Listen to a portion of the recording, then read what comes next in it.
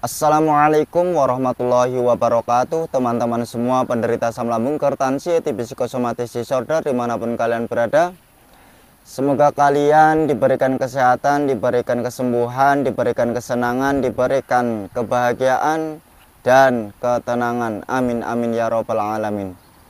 Oke, kembali lagi dengan saya tentunya di channel Berpikir Positif. Bagi teman-teman semua yang baru saja bergabung, jangan lupa subscribe terlebih dahulu karena subscribe itu gratis. Jangan lupa tekan tombol loncengnya agar tidak ketinggalan video-video terbaru mengenai gangguan asam lambung, hipertensi, psikosomatis disorder, teman-teman. Jangan lupa tekan tombol like-nya, komen, serta share video ini kepada teman-teman yang sedang mengalami gangguan asam lambung, hipertensi, psikosomatis disorder, teman-teman. Oke, teman-teman, saya di sini bukan dokter, bukan ahli medis, bukan ahli herbal, dan juga bukan ahli psikiater. Hanya saja saya penyintas penderita asam lambung, hipertensi, psikosomatis disorder. Bisa dikatakan mantan penderita asam lambung, hipertensi, psikosomatis disorder, teman-teman. Oke, semoga video ini bisa menjadikan wasilah sebab musabab kesembuhan teman-teman yang sedang mengalami gangguan asam lambung, hipertensi, psikosomatis disorder, teman-teman. Tonton video ini, teman-teman, jangan di-skip-skip agar tidak gagal paham, agar bisa mengetahui bagaimana cara keluar dari gangguan asam lambung, hipertensi, psikosomatis disorder, teman-teman. Oke, teman-teman, kali ini saya akan membahas tentang sudah menjalankan metode-metodenya, akan tetapi sensasi masih ada. Oke, teman-teman semua, memang bukan berarti ketika kalian sudah melakukan aktivitas seperti jalan-jalan pagi, berjemur, seketika langsung hilang sensasinya, teman-teman. Itu tidak langsung ya, karena itu ya butuh proses. Maka ketika sedang mengalami gangguan asam lambung, hipertensi, psikosomatis disorder, bagi teman-teman itu sangat dibutuhkan kesabaran ya. Kesabaran dan keikhlasan. Saya juga dulu seperti itu. Jadi nggak usah terburu-buru gitu ya. Memang semua itu ya butuh proses. Semua itu butuh proses, teman-teman. Dan setiap proses seseorang tentunya berbeda-beda. Ada yang cepat membaik, ada yang lambat. Itu tergantung orangnya masing-masing, teman-teman. Kalau seandainya teman-teman mau melakukan metodenya berjemur ya, jalan-jalan pagi, berjemur, setelah itu kalian tidak mengurung diri di dalam rumah, apalagi mengurung diri di dalam kamar, tentunya itu akan cepat membaik. Juga yang terpenting ketika ada sensasi, kalian itu bersikap masa bodoh amat terhadap sensasi, dicuekin begitu. Kenapa sensasi tetap masih muncul, teman-teman? Dikarenakan pola pikir kalian itu masih over, masih kemana-mana. Pikirannya itu masih liar, kadang loncat-loncat. Jadilah memicu sensasi. Seandainya kalian pikirannya diatur, tidak terlalu over, tidak kemana-mana, alias tidak ngaco gitu ya, tentunya sensasi itu sedikit demi sedikit akan berkurang. Juga ketika sudah melakukan metode baik jalan-jalan pagi ataupun jalan-jalan sore, kalau pagi setelah jalan-jalan pagi berjemur, kemudian bermain ke rumah tetangga kek, ke rumah temen kek, yang penting gak mengurung diri, tentunya hal itu bisa mengalihkan sensasi, juga bisa bersikap masa bodoh. Ketika kalian masih menuruti rasa malas, mengurung diri di dalam rumah, mengurung diri di dalam kamar, tentunya sulit. Ketika sensasi datang, kalian mengalihkan sensasi yang menghampiri itu. Jadi bagi teman-teman yang masih di fase awal, sudah pernah saya sampaikan ya di video-video sebelumnya. Jadi ada 3 fase, tonton saja di video sebelum-sebelumnya ya. Tonton, itu udah komplit. Sensasi-sensasi yang lain udah pernah dibahas di video sebelumnya. Begitu. Nah, ketika kalian sedang mengalami sensasi, tentunya apa yang perlu kalian lakukan? Tentunya kalian harus berdiri ambil air bening hangat. Untuk apa? Untuk menetralisir. Terus dibawa duduk atau dibawa melakukan aktivitas yang menyenangkan. Untuk apa? Untuk mengalihkan. Jadi sensasi itu jangan dirasa-rasakan, tapi dialihkan teman-teman. Itu solusinya. Itu pengalaman saya sembuh, pemulihan 1 bulan dan sekarang sudah sembuh teman-teman. Sudah seperti biasa lagi. Ya karena apa? Karena bersikap masa bodoh terhadap sensasi. Kuncinya masa bodoh, kuncinya bersikap masa bodoh. Jangan mengait-ngaitkan sensasi, jangan merasa-rasakan sensasi, jangan pernah mengaitkan sensasi dengan penyakit kronis, jangan mengait-ngaitkan sensasi dengan penyakit berat.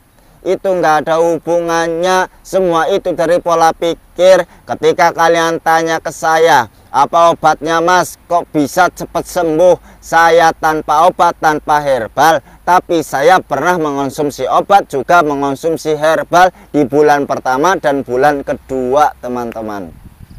Maka ayolah bangkit, lakukan metode yang telah saya sampaikan di video-video sebelumnya. Kalau kalian sudah melakukan metode-metodenya, kalian sudah melakukan jalan-jalan pagi secara konsisten di tahap awal itu 2 minggu, itu akan berkurang sensasinya teman-teman. Nanti akan berkurang sensasinya. Yang biasanya setiap hari merasakan sensasi, bahkan bisa dikatakan 24 jam, itu akan berkurang menjadi 3 hari 1 kali, bisa jadi 1 minggu 1 kali, bisa jadi 2 minggu 1 kali, bisa jadi 1 bulan 1 kali. Lah itulah menuju kesembuhan teman-teman. Tapi ingat, ketika sensasi sudah jarang datang, ketika sensasi itu datang walaupun sudah jarang, kalian jangan down lagi, kalian jangan mau ke trigger lagi, kalian jangan kembali ke fase awal lagi. Kalian harus masa bodoh, bersikap masa bodoh, bodoh amat terhadap sensasi teman-teman. Begitu. Malah ke trigger lagi. Sudah kepenginnya cepat-cepat sembuh, dikala sudah diberi sensasi jarang, ketika sensasi jarang itu datang, malah ke trigger down lagi. Ayolah, makanya bersikap masa bodoh kuncinya ya teman-teman. Kuncinya itu di pola pikir kalian, di mindset kalian.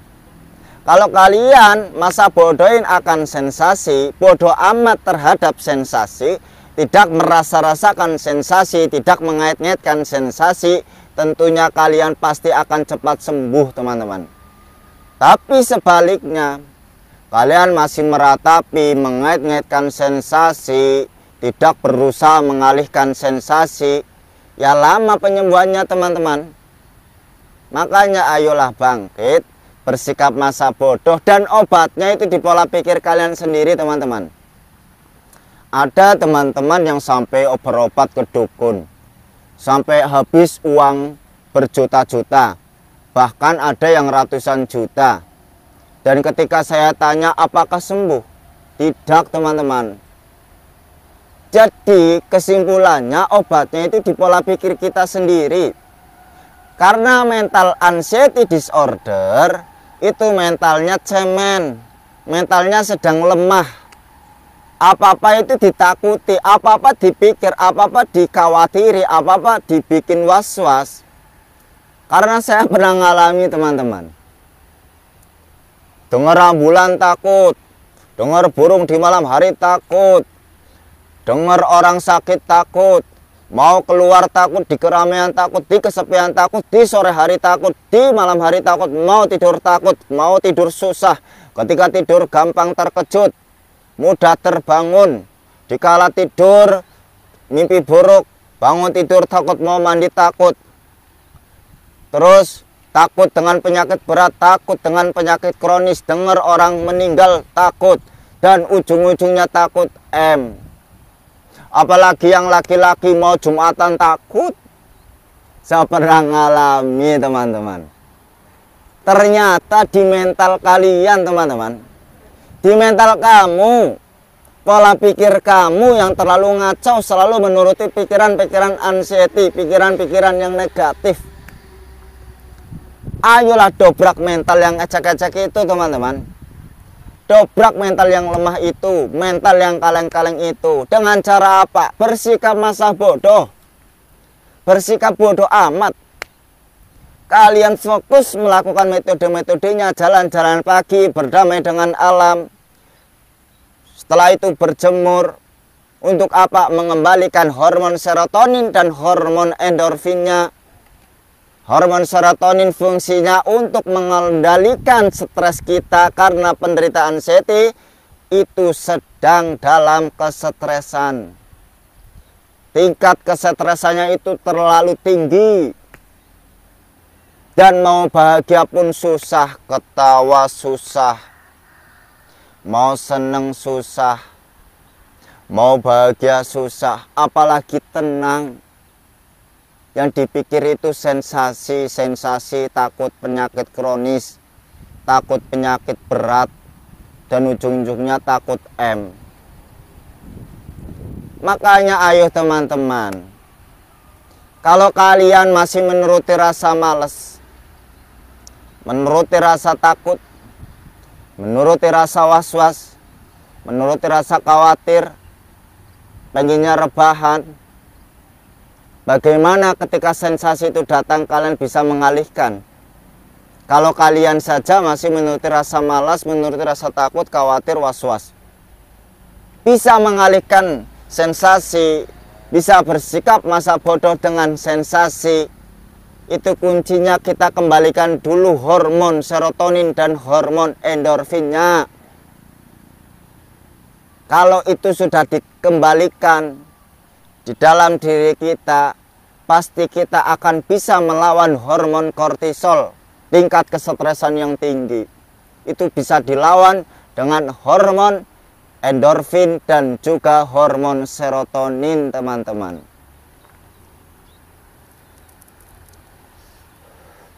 Apa yang kalian takuti teman-teman, lawan, latihlah. Coba kita tantang. Mas, rasa mau pingsan, horor, keringet dingin, piar-piaran, les-lesan. Saya pernah ngalami. Rasanya pengen cepet pulang mas ketika sudah pergi. Saya pernah ngalami. Mas pernah ngalami nggak lagi duduk santai bareng temen, keringet dingin, nafas tersedak, nafas berat. GERD lagi. Pernah teman-teman. Saya pernah lagi duduk santai, gak disangka sensasi itu datang, berat nafas, ke-trigger lagi. Pernah. Tapi waktu itu ketika saya kedatangan sensasi keringet dingin, piar-piaran, nafas berat, was pokoknya keringet dingin kayak mau pingsan. Saya waktu itu berdiri ambil air bening hangat, itu di bareng teman-teman lagi kumpul itu. Saya ambil air bening hangat, saya minum, netralkan, saya pura-pura ketawa, hahaha, itu. Dan hilang teman-teman. Dan itu gak lama lewatnya.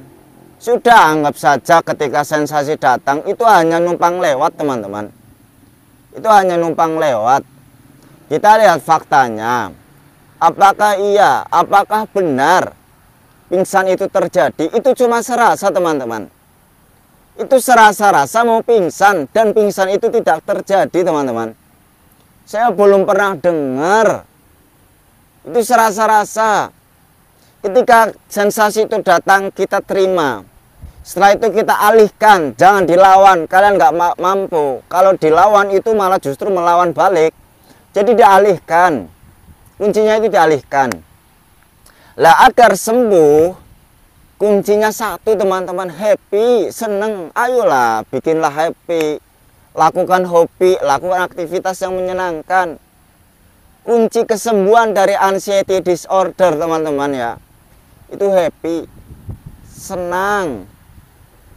Pokoknya lakukan apalah yang kalian senangi. Aktivitas apa yang menurut kalian senang. Hobi kalian, ayo bangkitkan lagi, ayo lakukan kembali. Ayolah, kita berdamai dengan alam nih belakang saya. Wah, indah banget teman-teman. Seindah ini kok kalian nggak mau berani keluar. Seindah ini kok nggak berani keluar teman-teman. Ayolah sekali-kali jalan-jalan ke kebun, lihat pemandangan indah. Itu untuk apa? Untuk obat pola pikir kita teman-teman. Obat pola pikir kita saraf. Dengan adanya mata kita melihat hijau-hijauan, itu menyembuhkan saraf kita teman-teman yang selalu tegang. Ketika sensasi datang, ayolah berlatih, jangan mengait-ngaitkan. Jangan mendiagnosa diri kalian memiliki penyakit berat. Jangan mendiagnosa diri kalian memiliki penyakit kronis. Kalian itu bukan dokter teman-teman. Kalian bukan dokter. Udah kalau pernah didiagnosa oleh dokter hanya di gangguan mental sama pola pikir, ya makanya benerkan, betulkan pola pikir dan dobrak mental yang lemah itu. Percaya sama dokter kalau sudah didiagnosa cuma gangguan asam lambung, pola pikir yang negatif, pola pikir yang salah sama mental yang lemah, ya sudah. Jangan apa-apa dipikir. Jangan terlalu banyak mantang makanan. Makan aja. Asal ketika mau makan itu jangan was-was. Jangan khawatir. Makan aja. Bodoh amat. Dan itu aman. Yang terpenting itu pola pikir kalian teman-teman. Kalian ketika mantang makanan, tentunya kalian kan makan yang tentunya yang tidak dipantang kan. Apakah ketika kalian mantang makanan itu sensasinya pergi? Apakah sensasinya itu hilang? Tetap aja datang kan teman-teman. Jadi kuncinya itu di pola pikir. Ketika kalian mau makan, makan aja. Jangan berpikir yang negatif. Jangan berpikir kemana-mana. Pikirannya itu jangan terlalu was-was. Sudah, makan aja, udah beres. Jangan dibikin cemas, khawatir nanti makan ini gimana. Jangan apa-apa itu dikhawatiri, jangan was-was teman-teman. Makan aja lah. Bodoh amat, jangan memancing-mancing sensasi. Memang ya, penderitaan saya itu ya lucu, tapi ya wajar. Dikala ada sensasi, pengennya cepat hilang. Nggak ada sensasi, ketumben ya, sensasinya nggak ada, ditanyain. Memang lucu penderita asam lambung gerd anxiety psychosomatic disorder itu. Kuncinya itu di pola pikir kalian. Ya, ketika kalian bersikap masa bodoh, udahlah lakukan aktivitas yang menyenangkan. Jangan takut dibilangin, diomongin oleh orang lain. Udah.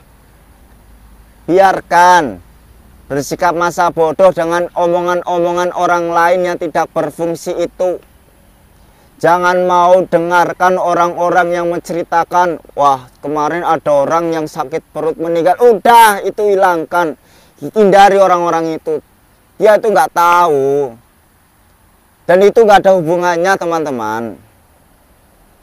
Karena kalau kalian suka mendengarkan seperti itu ya kalian ke trigger down lagi.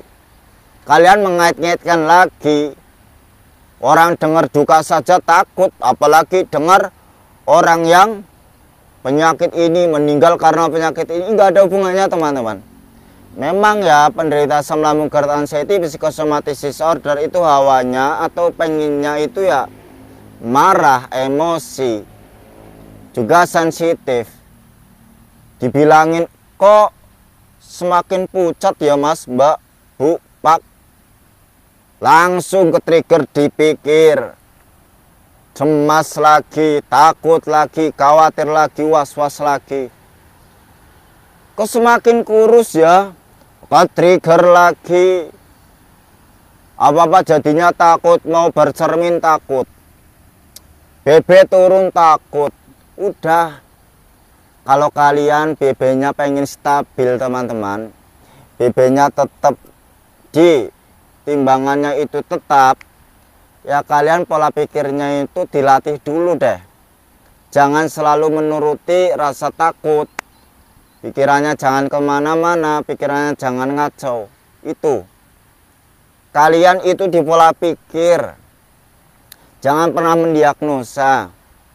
Ketika sudah melakukan jalan-jalan pagi secara konsisten, setelah itu berjemur, kok tetap masih ada sensasi, kalian jangan menyerah, jangan ke fase awal lagi, malah down lagi, jangan. Kalian itu harus tetap bangkit. Saya pernah mengalami itu di hari pertama, di hari kedua, sampai 2 minggu itu saya tetap merasakan sensasi keliengan kayak mau pingsan. Dan nyatanya nggak pingsan teman-teman.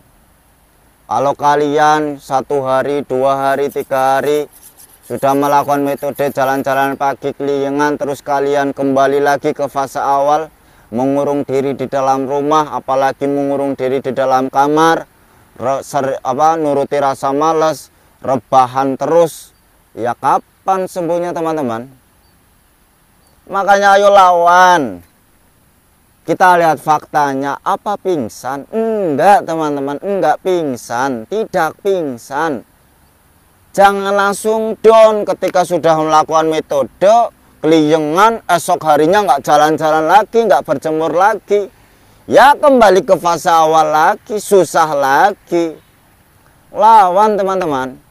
Anxiety itu tugasnya melemahkan mental kalian, mengacaukan mental kalian agar kalian nggak mau bangkit.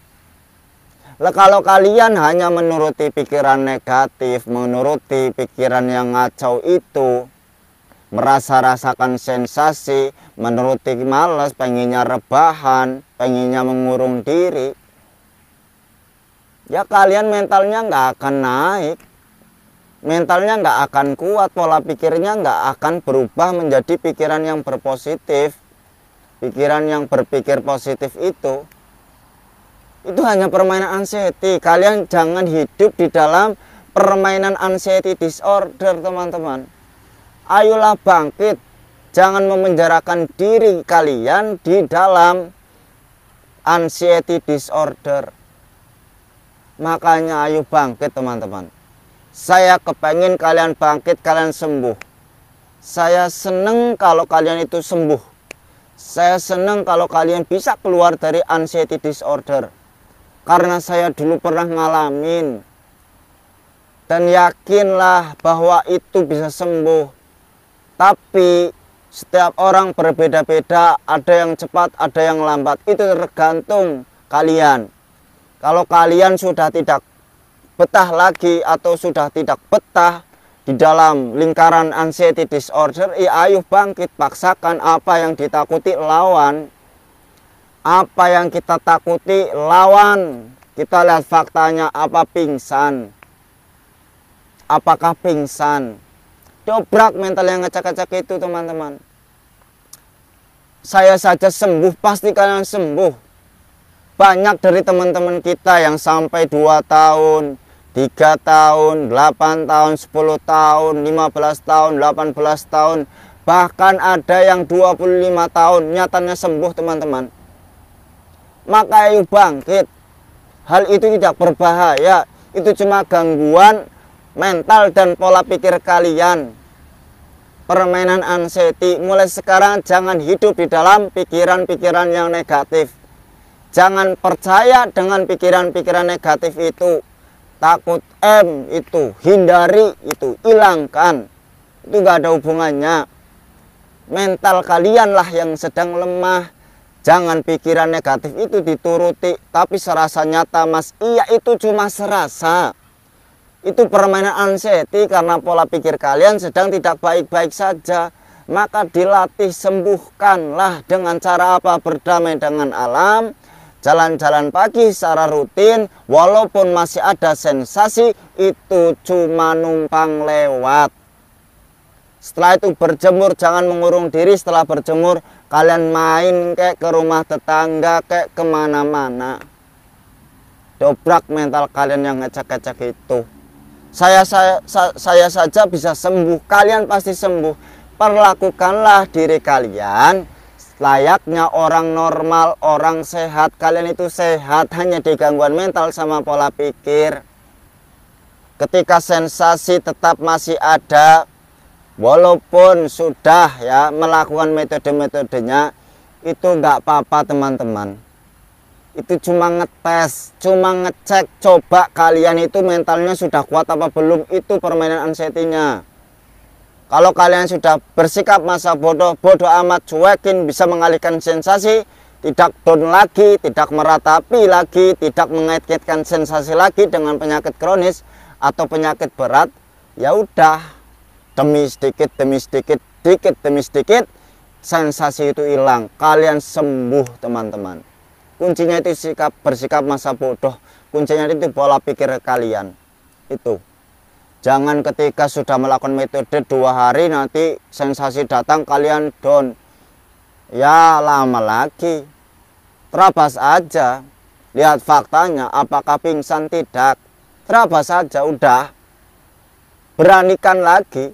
Ketika kelilingan pas lagi jalan-jalan pagi, kalian berhenti sejenak, terima. Terus setelah itu kalian itu mengalihkan lah duduknya itu dengan cara apa. Kalau saya dulu ala apa inilah, ini pasti numpang lewat, hanya numpang lewat, ini nggak bahaya.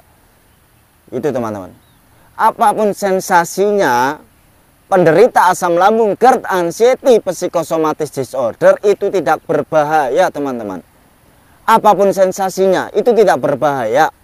Pola pikir kalian yang suka mengait-ngaitkan, pola pikir kalian yang suka ratapi sama takut yang berlebihan itu pola pikir sama mental itu teman-teman. Maka ayolah tetap semangat, walaupun sudah melakukan metode sensasi masih ada, tetap semangat lawan itu sampai kalian sudah bisa mengendalikan sensasi itu. Saya pernah mengalami itu teman-teman, itu tidak berbahaya. Jangan nuruti rasa malas lagi, jangan down lagi teman-teman. Ya, itu cuma sensasi yang numpang lewat. Kuncinya itu di pola pikir kalian sama di mental kalian. Ketika kalian sudah memiliki mental yang kuat, tentunya kalian bisa mengatasi atau bersikap masa bodoh akan sensasi. Ketika kalian pola pikirnya tidak menuruti negatif, tentunya kalian sudah tidak takut pingsan, tidak takut keramaian, tidak takut di kesepian, dan tidak takut tentunya. Yang penting pola pikir kalian berusaha tetap berpikir positif, jangan pernah berpikir negatif, jangan menuruti pikiran-pikiran yang ngacau itu teman-teman ya.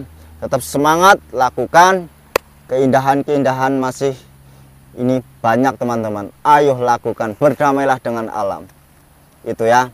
Tetap semangat, jangan pernah mengait-ngaitkan sensasi.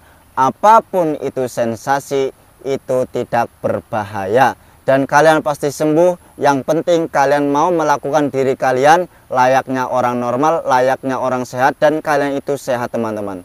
Hanya di gangguan pola pikir kalian dan di gangguan pola makan kalian, sama pola hidup kalian, sama pola pikir kalian.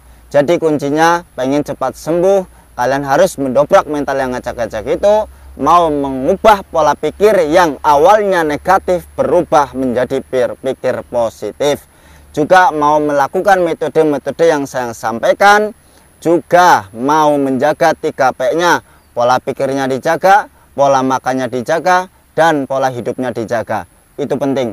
Tapi yang lebih utama itu di pola pikir. Maka jangan pernah hidup di dalam pikiran-pikiran yang negatif. Semoga video ini menemani kalian, bisa memotivasi kalian, juga bisa mengedukasi kalian. Semoga kalian cepat sembuh. Semoga video ini menjadikan sebab musabab wasilah kesembuhan bagi teman-teman. Banyak kesalahannya dari saya, mohon maaf yang sebesar-besarnya. Wassalamualaikum warahmatullahi wabarakatuh.